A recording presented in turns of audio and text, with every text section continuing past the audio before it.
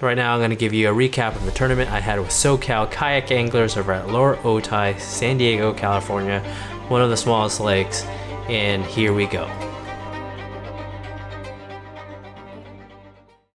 So if you've been sticking around the channel, I compared Lower Otay with KBF and American Bass, and I wanted to do a little bit something different, so I decided to pick up some top water. Using the Whopper Plopper and the Mullix Frog and just covering water on this main lake point. And you know what? The top water wasn't so fierce during this time. So of course I went straight to the drop shot. But I'll tell you guys kind of like what I'm looking at right now and what you guys could do to when you approach the lake as well during this time. So this is post-spawn, summertime behavior. The bass have pulled off. There's some bass shallow. I'd say it's a 50-50 deal right now. So there's some bass up shallow in the weed lines, in the troughs, but sometimes they're in these areas where they're either rock piles or weed lines in deeper water. I found grass all the way down to 16 to 17 feet of water. I'm just fishing that weed line right there. But what I'm looking at is a Garmin 9-inch unit, and I'm drop shotting with a 4.5-inch MM3 Robo Worm, and I'm drop shotting it, giving an above the bottom of the lake presentation. And usually I could fish vertically with this technique. I'll see the fish, and the way I approach it is if I see fish suspending above, let's say 10 feet of water over the bottom, then I probably would pick up more of like a swim bait, because those fish are usually suspended for a reason.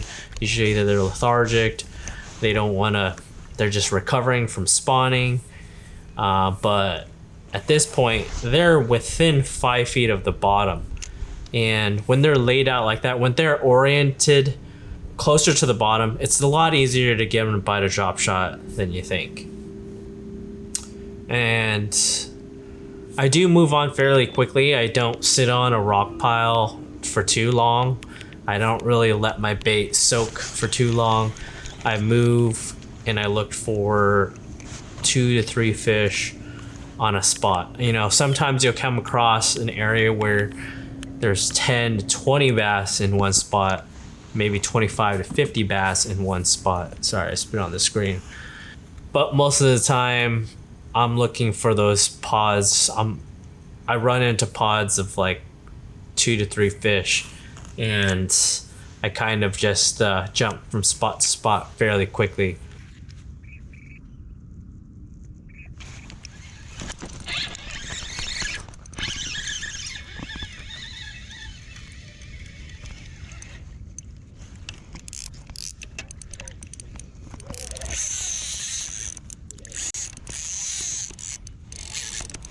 So I have my second fish on, marking the spot on my graph, as you can see. And I noticed that this fish is a little bit bigger than the last one. That looks like 15 and a half, I think? No, 14 and a half. 14 and a half bass for my first fish. Not big at all.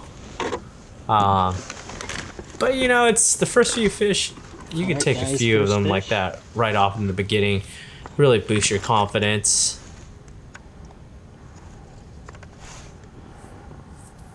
So yeah, during this time I'm looking for hard rock piles and weed lines offshore. Unfortunately, I didn't find that shallow bite. I didn't practice during this tournament, and that's another thing, is should have I practiced for this tournament? I probably should have, but these club tournaments, the buy-ins are so friendly that it's almost not even worth it for me to go practice about 2.5 hours away. Let me know in the comments section below whether you guys like this approach of me sharing the way I fish during a tournament or my recap.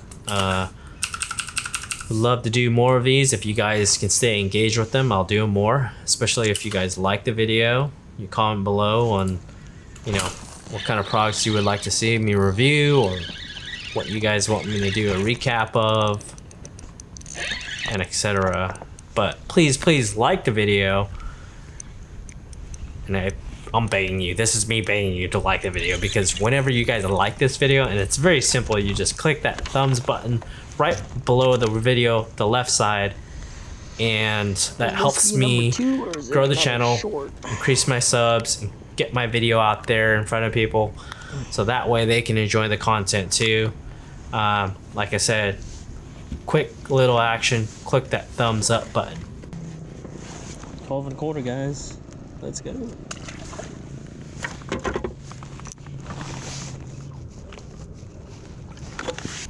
So I'm sticking with the drop shot, and the good thing about this main link point, it has different cover all around it. It has weed lines up front, it has rock piles offshore. It's perfect. So I'm on drop shot again, fishing that slow tapering point. Unfortunately, that fish shook off. I've been really thinking about switching to like a medium heavy fast action rod for these drop shot fish.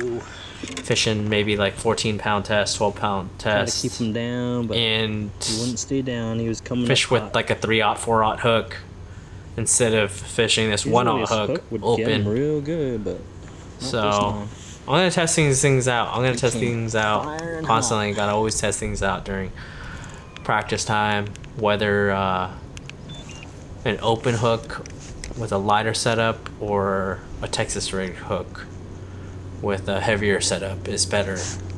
But yeah, let's go on to the next catch.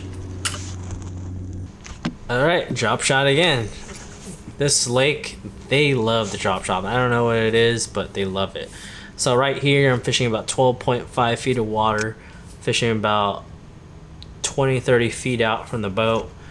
As you can see, the rock pile, or that big boulder right there, is directly right underneath the boat. So if there's fish staging up on that, like one or two, I'll drop right on top of them.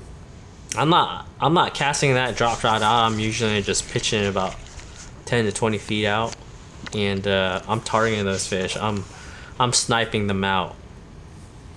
And that's like the key thing about Garmin LiveScope is, you know, if you can make an accurate cast to these fish, they'll bite. One good tip I have for you guys is that when you're using LiveScope, you can actually use it as structure detection as well, especially if there's rock piles all around you. So let's say in a 20-yard stretch, there's 15 rock piles. What I recommend is turn on your LiveScope, leave it on, don't waste your time side scanning it. Now if the rock piles are far and few between, that's when side scan works in your benefit. You could go ahead and scan the whole entire lake about 100 to 150 feet out from your left side and your right side using side scan. But if rock piles are abundant and covers is abundant beneath the surface, just leave your LiveScope on, especially if you can't afford a second unit. For me, 1 unit's good enough. I would like to have 2 units in front of me, but until then, I'll just use this 1 unit and search for cover using this. If cover is abundant, like I said. If cover is not abundant, I'm gonna continue to use side scan, mark it on my fishing chart, then go back to it, then turn my LiveScope on, and then look for that cover that I found on side scan. And sometimes that works as well.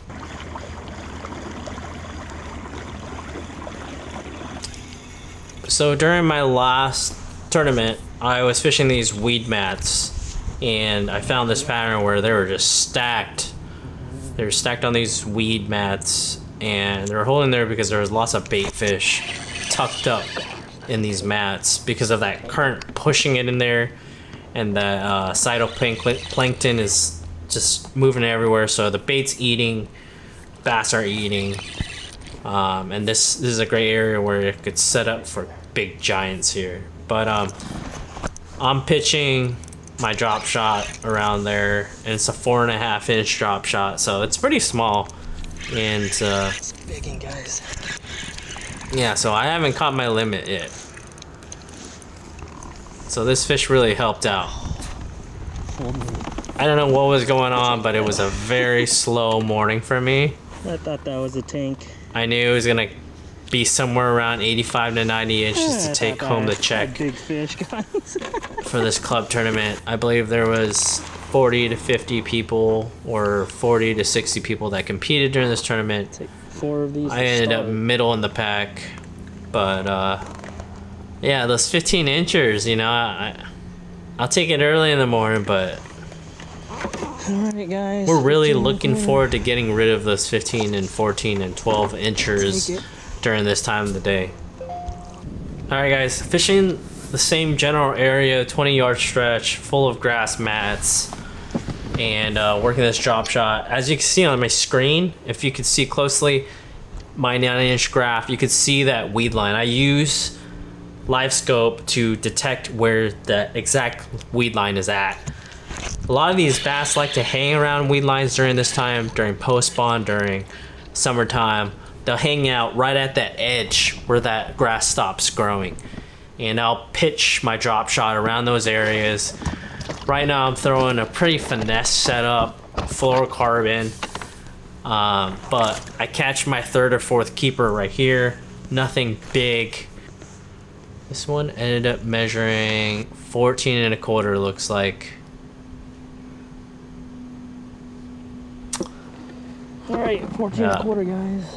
This tournament's super slow. I can't emphasize enough, practice is so important because you will really build the confidence of trying to find that bigger bite. Now, if you go into a tournament and you have no practice, it's kind of hard to figure out where the bigger bass are around that particular lake you're going to be fishing. Practice, practice, practice, cover water, figure out if they're shallow, figure out if they're deep, and then lastly, but one of the most important things to do is try to find the bigger bite. Let me know if you guys want anything more, comment below. I'm going to be bringing more content to you guys in terms of reviews of products. I just don't know what to review right now, whether if it's this camera, these lights, just don't know. But I've been thinking about reviewing my trailer. If you want to check out my trailer video, if I made it, click right here. Don't forget to like this video. It is so important, guys, to click that like button so that way my video shows up on everybody's feed and this channel grows so I can deliver you better content, better entertainment, and better information. The more that you guys click that like button and you subscribe, better it is for my channel. So on the lower left of this video, there's a thumbs up button. Click that bad boy. Comment below what kind of questions you have, tournament questions that you have, either if it's during practice or the day of. Comment below what kind of questions you guys have. Subscribe. Peace.